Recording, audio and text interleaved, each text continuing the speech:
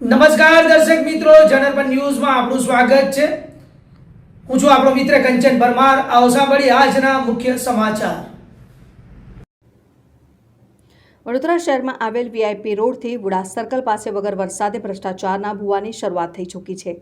હાલમાં જ સ્થાનિક સ્વરાજની ચૂંટણીઓ સમયે સ્થાનિક નેતાઓના દ્વારા નગર નળ ગટર રોડ રસ્તા વગેરે અનેક સવાલોને આશ્વાસન વાયદાઓ જણાવવામાં આવ્યા હતા। જ્યારે સામાજિક કાર્યકર કમલેશ પરમાર દ્વારા વધુમાં જણાવ્યું હતું કે વીઆઈપી રોડ પર ઇલેક્શન રિઝલ્ટ પહેલા જ વિકાસના નામે થયેલા ભ્રષ્ટાચારના ભૂવાની શરૂઆત થઈ ગઈ છે। ત્યારે આ મસમોટા ભૂવાની આજુબાજુના ભાગે હાલમાં બેરિકેડ લગાવવામાં આવ્યું છે। જો કોઈ પણ પ્રકારની દુર્ઘટના ન સર્જાય તેને ધ્યાનમાં રાખીને વહેલામાં વહેલી તકે આ ભૂવાની મરામત રિપેરિંગ કરવામાં આવે તેવી માંગ ઉઠી છે। સાથે જણાવ્યું હતું કે આ ભૂવાનું પુરાણ અને રિપેરિંગની કામગીરી 24 કલાકમાં નહીં કરવામાં આવે તો આ ભૂવાની બાજુમાં બેસીને રામધૂન કાર્યક્રમ કરવામાં આવશે। તેની સંપૂર્ણ જવાબદારી લાગતા વળગતા અધિકારીઓ અને કર્મચારીઓની રહેશે તેવી ચીમકી ઉચ્ચારી હતી।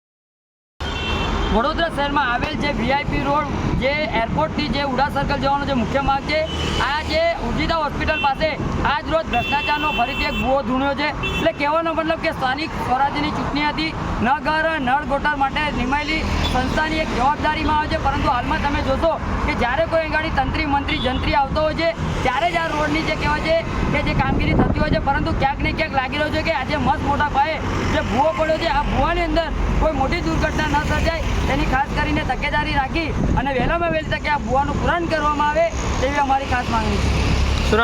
પરમાર કમલેશ, સામાજિક કાર્યકર।